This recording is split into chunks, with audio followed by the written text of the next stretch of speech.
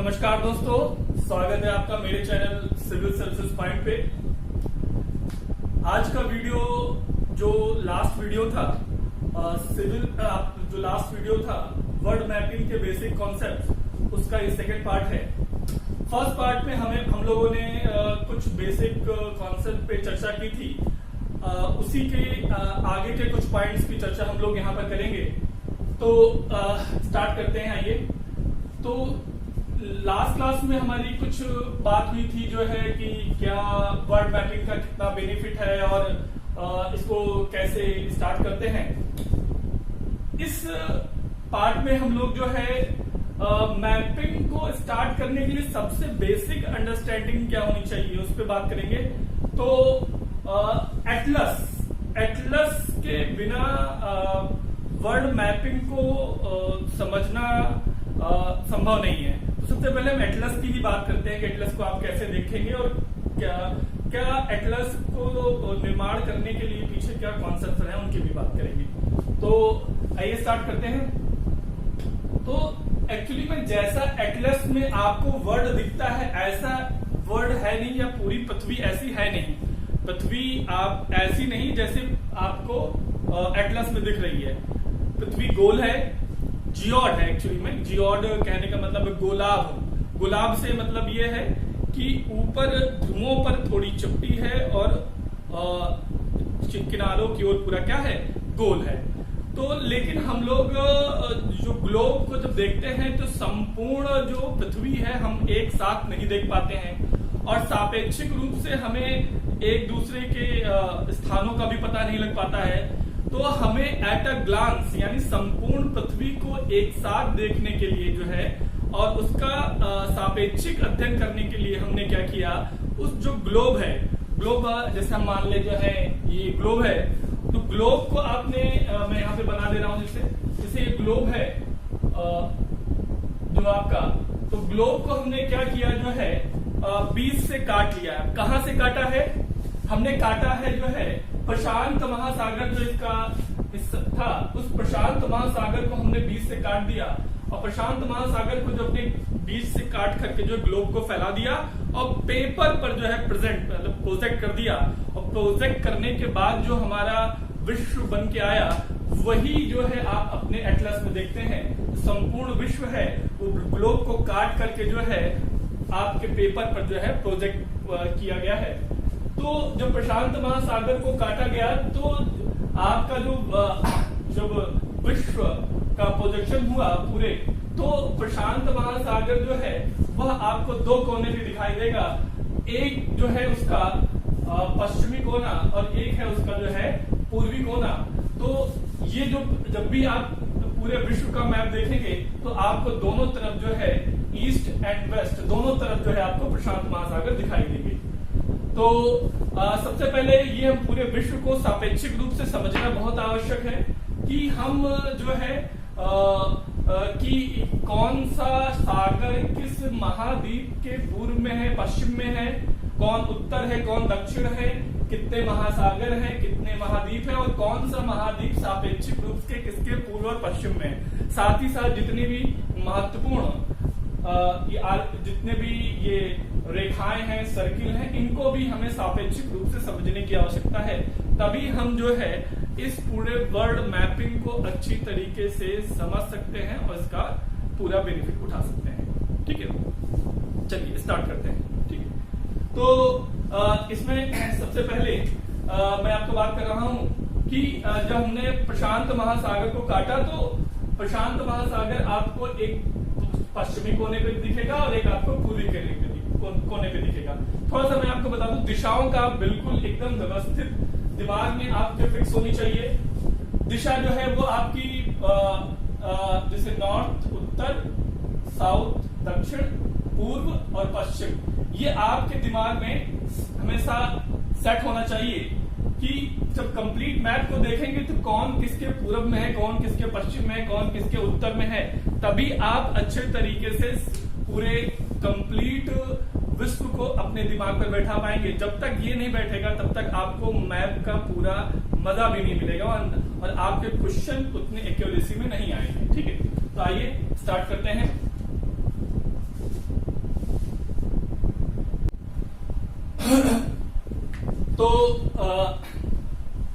Mapping में हमें दिशाओं को लेकर के भी बेहतर क्लियरिटी होनी चाहिए।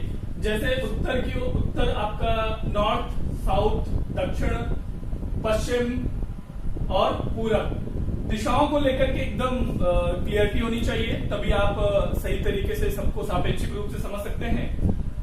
जब हम पृथ्वी की बात करते हैं तो पृथ्वी में हमारा सारे सागर, सारे जितने भी महाद्वीप हैं, सबको सम्मिलित रूप से हम पृथ्वी कहते हैं। तो हमारी पृथ्वी पर जो सबसे बड़े स्थल भाग हैं, कल भी मैंने लास्ट वीडियो में भी मैंने आपको बताया था, जो सबसे बड़े स्थल भाग हैं वो महाद्वीप हैं, और सबसे बड़े जो जल भाग हैं वो आपके महासागर हैं। तो पृथ्वी पर 7 महाद्वीप और 4 महासागर हैं जिनके बारे में हमें जानना है। तो आइए हम लोग इसको दिशाओं यानी सापेक्षिक रूप से जो है दिशाओं के आधार पर इनका क्रम देखें। तो हम पश्चिम की ओर से चल रहे हैं। पश्चिम में आपका प्रशांत महासागर है ये, और यहां से हम पूरब की ओर बढ़ेंगे तो सबसे पहले आपका प्रशांत महासागर, फिर प्रशांत महासागर से जब हम पूरब की ओर बढ़ेंगे तो पहले आपका उत्तरी अमेरिका मिलेगा, उसके नीचे आपका दक्षिणी अमेरिका, फिर हम पूरब की ओर बढ़ेंगे तो आपका जो है अटलांटिक महासागर है, और अटलांटिक महासागर से फिर हम पूरब की ओर बढ़ेंगे तो आपका अफ्रीका है, अफ्रीका महाद्वीप, और उसके ऊपर फिर आपका यूरोप है, यूरोप के बाद फिर आपका एशिया है। हम पूरब की ओर बढ़ रहे हैं, एशिया, एशिया के दक्षिण में आपका हिंद महासागर, और फिर हम पूरब की ओर बढ़ेंगे तो फिर आपका प्रशांत महासागर है, और साथ ही साथ इसके दक्षिण में जाएंगे तो ऑस्ट्रेलिया है, और इसके सबसे नीचे में जाएंगे तो आपका जो है अंटार्कटिका महाद्वीप है। एक बात मैं और आपको बताना चाहूंगा कि ऑस्ट्रेलिया और न्यूजीलैंड और यहाँ पे कुछ द्वीप है जिसको पश्चिमी प्रशांत महासागरीय द्वीप कहा जाता है, इन सब को मिलाकर के ओशिनिया कहा जाता है। उस पर हम बात करेंगे, अभी मैं आपको एक संक्षेप में मैंने इसको बताया है। तो ओवरऑल आपके 7 महाद्वीप है, मैं फिर से बता दे रहा हूं, उत्तरी अमेरिका, दक्षिणी America, Europe, Africa, Asia, Oceania, Australia, New Zealand और पश्चिमी प्रशांत महासागरीय द्वीप, और सबसे दक्षिण में आपका जो महाद्वीप है उसका नाम है आपका अंटार्कटिका महाद्वीप। ठीक, तो ये 7 महाद्वीप हैं। अगर महासागरों की बात करें तो उत्तरी अमेरिका और यूरोप के बीच में आपका जो है अटलांटिक महासागर है। इसके सबसे उत्तर में जाएंगे तो जब आप जाएंगे तो आपकी एक आर्कटिक सर्किल है, आपका जो है 66.5 नॉर्थ, तो उसके उत्तर का में जो स्थित है आपका आर्कटिक महासागर। इसके बाद जो है आपका एशिया, अफ्रीका और ऑस्ट्रेलिया, इनके बीच में स्थित है आपका हिंद महासागर। आपको पता होना चाहिए कि हिंद महासागर हम बोले तो इसके उत्तर में एशिया है, आपका पश्चिम में अफ्रीका है, और उसके पूर्व में क्या है ऑस्ट्रेलिया। ठीक है, और इसके जब हम जाएंगे यानी एशिया के हम जा रहे हैं पूरब में तो आपको मिल रहा है प्रशांत महासागर, और अगर हम उत्तरी अमेरिका के पश्चिम में जाएंगे तो तब भी आपको प्रशांत महासागर मिलेगा। यानी आपको दक्षिण अमेरिका के पश्चिम में जाएंगे तब भी आपको प्रशांत महासागर मिलेगा। तो हमें ये पता होना चाहिए कि किसके पश्चिम में कौन सा महासागर है, किसके उत्तर में कौन सा महासागर है। सबसे दक्षिण में एक और महासागर जिसको सामान्यतः एटलस में मिलता है दक्षिणी महासागर, इसमें प्रशांत महासागर, अटलांटिक महासागर, हिंद महासागर सभी का जल आके समाहित हो जाता है। इसको इसीलिए दक्षिणी महासागर के रूप में जो है एटलस में लिखा मिलता है। लेकिन मुख्य रूप से जो आपके महासागर है वो 4 है, प्रशांत महासागर, अटलांटिक महासागर, आपका जो हिंद महासागर और आर्कटिक महासागर। ठीक है, तो ये जो है बेसिक आपके कुछ महाद्वीप थे जिनको आप मतलब महासागर जिनका एक दिशा के अनुरूप व्यवस्थित क्रम था। ठीक है, इसके साथ साथ ही हमको जितनी भी रेखाएं हैं, रेखाएं महत्वपूर्ण रेखाएं जैसे विषुवत रेखा, कर्क रेखा, आर्कटिक रेखा, मकर रेखा, इन सबके भी सापेक्षिक सारे महाद्वीपों की स्थिति को भी समझने की आवश्यकता है। तो ये जो इन अक्षांश और देशांतर पे भी मैं थोड़ा सा प्रकाश डालना चाहूंगा कि जो ये रेखाएं होती हैं ये वास्तविक नहीं होती, ये काल्पनिक होती हैं। इनकी जो रचना है ये पूरे महाद्वीप को सही तरीके से समझने के लिए और इनको प्रोजेक्ट करने के लिए इनको बनाया गया है। ये वास्तविक नहीं है। आप ब्रह्मांड से जाकर के देखेंगे ऊपर से तो ये आपको दिखाई नहीं देंगी, ये केवल आपको एटलस पे ही मिलेगी।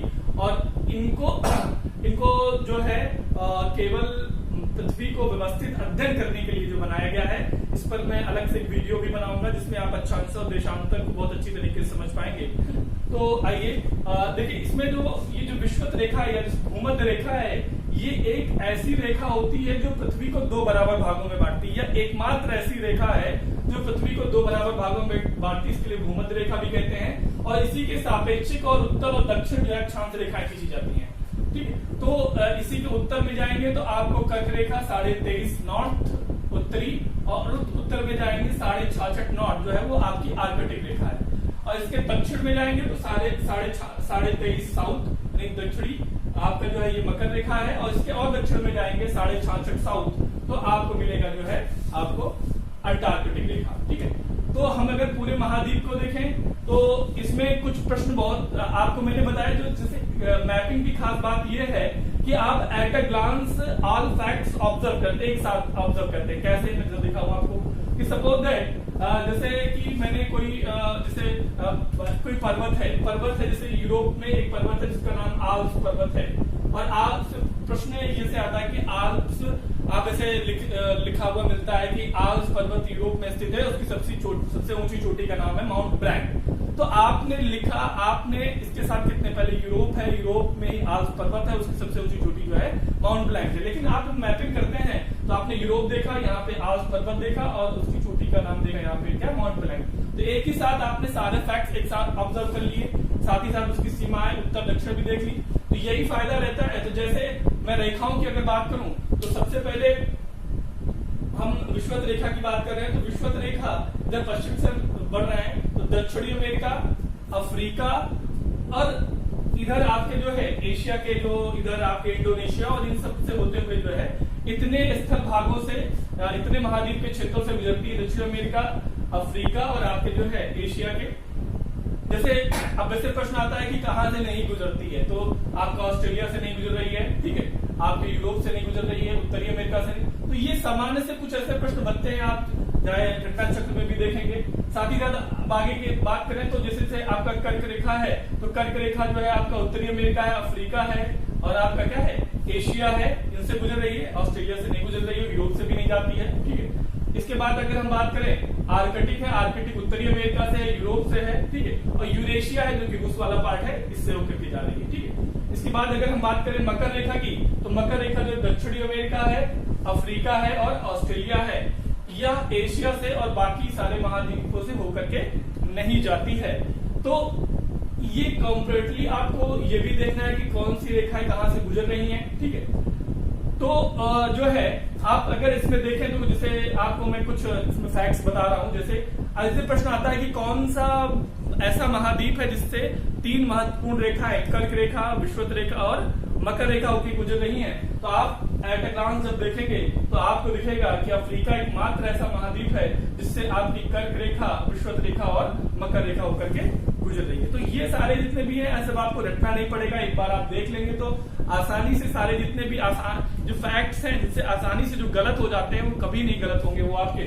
साथ ही साथ जैसे मैं आपको और चीज दिखाऊं कि जैसे आप यहाँ पे देखेंगे ये 0 देशांतर, देशांतर जो है ये आपके जो है वर्टिकल होते हैं, और जो देशांतर और जो अक्षांश होते हैं वो आपके क्या होते हैं, क्षैतिज होते हैं। तो ये जो देशांतर मैंने 0 देशांतर यहाँ पे खींच रखी है, 0 देशांतर, इसी को मेरिडियन भी इंग्लिश में बोलते हैं। तो प्राइम मेरिडियन जो 0 देशांतर है, जो आपकी जो इक्वेटर है, तो इससे प्रश्न आता है कभी कभी कि जो है कि 0 देशांतर यानी प्राइम मेरिडियन और इक्वेटर कहाँ पे जाकर के काटते हैं या कहाँ से गुजरते हैं, इसको ग्रीनविच रेखा भी कहते हैं, और इसी के आधार पर विश्व के समय का भी निर्धारण किया जाता है। तो यहाँ पर जो है आप देखेंगे तो ये जो है ये ग्रीनविच जो है क्यों कहा जाता है इसका, यहाँ पे जो ये यूएस, ये आपका यूके है, और यहीं पे लंदन के पास ग्रीनविच एक लेबोरेटरी है, ये वहीं से होके गुजरती, इसीलिए इसका नाम जो है ग्रीनविच रेखा है। और ये जो है जा करके जो है ये अफ्रीका है, और यहाँ पे गिनी की खाड़ी है, तो इसी के गिनी की खाड़ी में ही जो है यहाँ पे 0 देशांतर और 0 अक्षांश रेखा या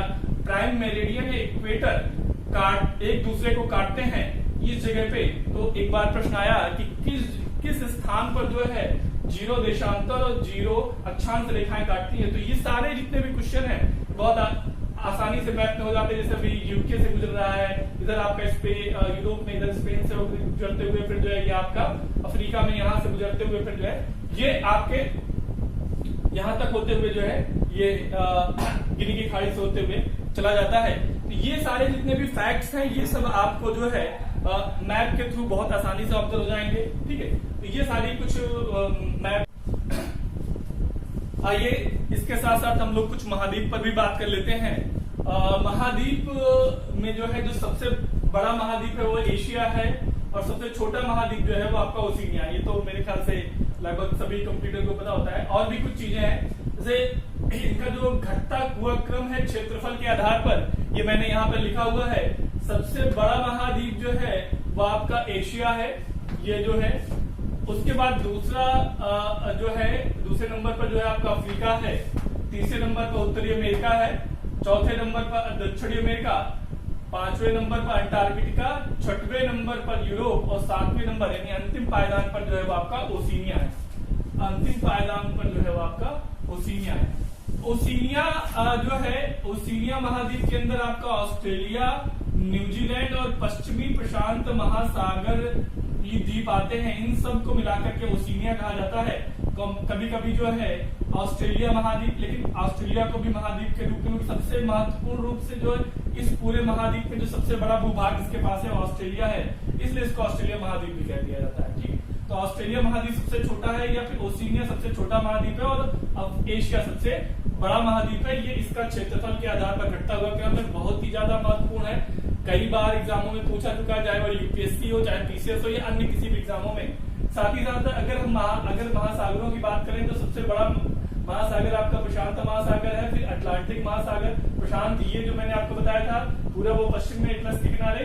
उसके बाद अटलांटिक महासागर। अटलांटिक महासागर में एक चीज और हम बताएं, अटलांटिक महासागर को जो अंध महासागर भी कहते हैं। साथ ही साथ अफ्रीका महाद्वीप को भी जो अंध महाद्वीप कहा जाता है, क्योंकि अफ्रीका महाद्वीप को सबसे अंतिम में खोजा गया, इसी कारण इस महाद्वीप को अंध महाद्वीप भी कहा गया। ये भी क्वेश्चन आया हुआ है। और अंटार्कटिक महासागर को जो है अंध महासागर कहा जाता है। ठीक है, जो है और हिंद महासागर जो है ये तीसरे नंबर पे है, जो है जो कि मैंने बताया एशिया, अफ्रीका और ऑस्ट्रेलिया के बीच में है। इसके बाद आर्कटिक महासागर जो कि आर्कटिक सर्कल के क्या है वह उत्तर में है।